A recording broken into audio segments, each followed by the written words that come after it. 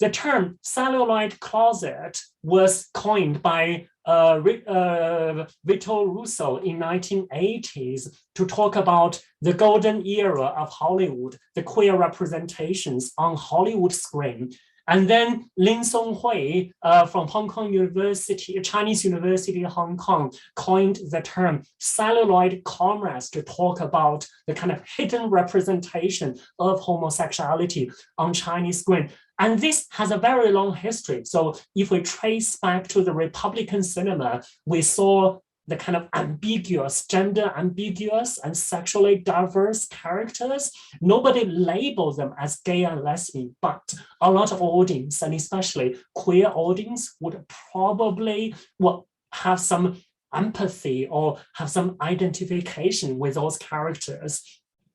In the 1980s, a lot of films, mainstream Chinese cinema, be that they are produced in mainland China or they're imported films from with the West or other parts of the Sinophone sphere, there are always gender ambiguous characters. There are always homosociality or the kind of female friendship or male friendship on screen. So for example, 𝗏𝗏𝗃𝗏's cinema film, 大阅兵, The Big Parade, is the so-called main melody film, and it can't be more mainstream. However, you see those really exhibitions of male nudity. Of course, they are actually doing their military parades. And you see the kind of intimacy between soldiers who care about each other. So that has a very strong homoerotic element.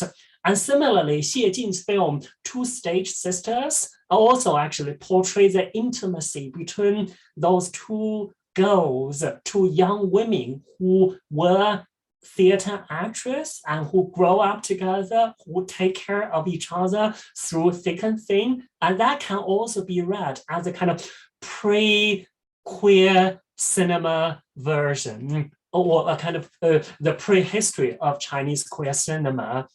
But I will still actually start my narrative or my favorite pick from 陈凯歌 or 陈凯歌's film Farewell My Concubine.